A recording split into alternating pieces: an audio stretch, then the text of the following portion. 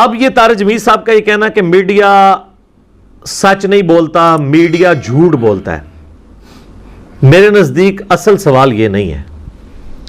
اصل سوال یہ ہے کہ میڈیا جھوٹ کیوں بولتا ہے، میڈیا سچ کیوں نہیں بولتا. یہ جو کیوں ہے نا، یہ اصل سوال ہے. یہ تو سارے کہتے ہیں میڈیا جھوٹا، میڈیا سچ نہیں بتاتا. ٹھیک ہے، کبھی کسی نے اس کو روٹ کاز انالیسس کیا کہ یہ کیوں ہوتا ہے ایسے؟ یہ میں آپ کے سامنے اب رکھتا ہوں. میں نے اس کے اوپر بڑی برین سٹارمنگ کی تو میں اس رزلٹ پہ پہنچا کہ اس کیوں کے 5 جواب ہیں. پہلا جواب تو طارق جمیل صاحب کی معذرت سے آپ سب لوگوں کو پتا چل گیا، پوری نیشن کو، کہ طارق جمیل صاحب نے ایک سٹیٹمنٹ دی تو 24 گھنٹے کے اندر اندر انہوں نے معذرت کر لی. وہ شخصیت جس کی اتنی فین فالوئنگ ہے، اتنے سارے لوگ ان کے ساتھ کھڑے ہوئے ہیں، ان کو بھی بیک فٹ پہ جانا پڑا. یہ پہلی ریزن ہے کہ سچ بول کر آپ کیوں نہیں سروائیو کرتے اس معاشرے میں، اور آپ سچ کیوں نہیں بولتے. سچ کڑوا ہوتا ہے. الحق مر، عربی میں ایک محاورہ ہے، ٹروتھ از آلویز بٹر.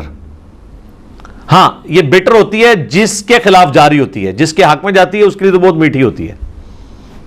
تو یہ کیوں کا پہلا جواب.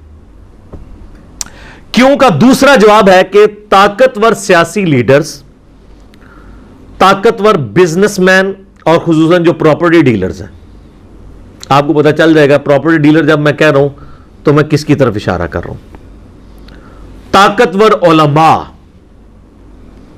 اور طاقتور ریاستی ادارے، ادارہ نہیں ادارے، وہ آپ کو پتا ہے کہ طاقتور ریاستی ادارے اس وقت کون کون سے ہیں.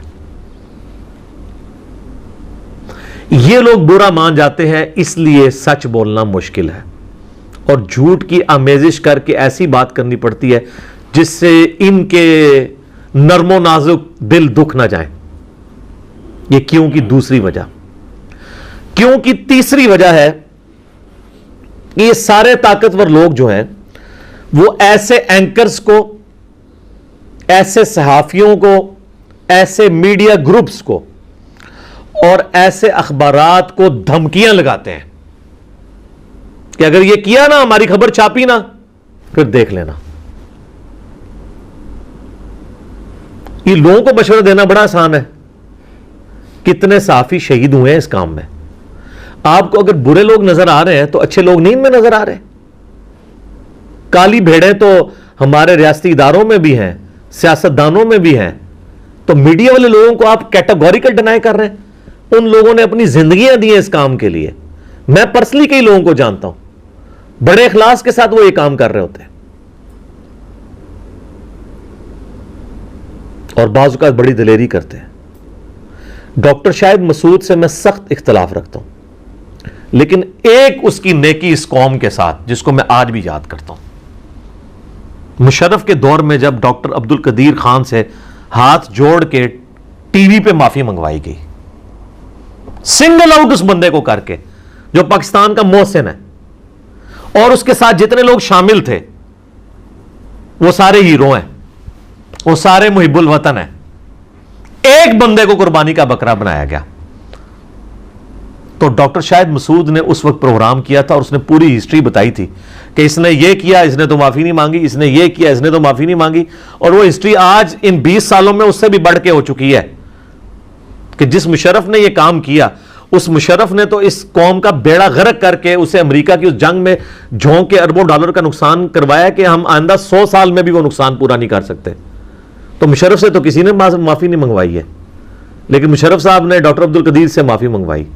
تو اس وقت کتنے میڈیا کے لوگ جو ہیں وہ دلیری کر کے اس کے ساتھ کھڑے ہوئے ہیں. بڑا مشکل کام ہے. ڈاکٹر عبد القدیر کے ساتھ چند لوگ ہی کھڑے ہوئے تھے نا. اگر کوئی سمجھتا ہے نا تو آج کوئی بول کے بتائے تو یہ بات کرنی آسان ہوتی ہے. کیوں کا چوتھا جواب یہ ہے کہ ایسے جو سچے صحافی ہیں ان کی فیملی پکچرز سوشل میڈیا پہ عام کر کے ان کی کردار کشی کا سلسلہ شروع ہو جاتا ہے. ایون بعض کا جعلی پکچرز بھی بنا دی جاتی ہیں.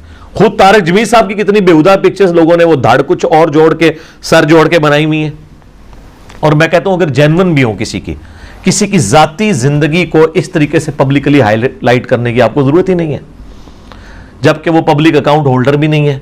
اگر ہو بھی تب بھی فیملی پکچرز نہیں آنی چاہیے، اس کے کام سے ریلیٹڈ بات ہو سکتی ہے. کیوں کا 5واں جواب یہ ذرا سخت ہے کہ ایسے جتنے سچے صحافی اور میڈیا کے لوگ ہیں نا، ان پر بعض اوقات گستاخ کا فتویٰ لگوا دیا جاتا ہے، بعض اوقات غدار وطن کا فتویٰ لگوا دیا جاتا ہے، اور اس کا انجام یہ ہوتا ہے کہ کئی لوگ بےچارے اپنے نوکریوں سے ہاتھ دھو بیٹھتے ہیں. کئی لوگوں کی پٹائی کروائی جاتی ہے نامعلوم افراد کے ذریعے. وہ نامعلوم افراد کسی مذہبی جماعت کے بھی ہو سکتے ہیں، کسی ریاستی ادارے کے بھی ہو سکتے ہیں، کسی سیاستدان کے پالتو بھی ہو سکتے ہیں. وہ تو پھر پتہ ہی نہیں چلتا، ہوتا ہے نامعلوم ہے. وہ سٹارٹ ہی نامعلوم ہوتے ہیں، اینڈ تک نامعلوم ہی رہتے ہیں.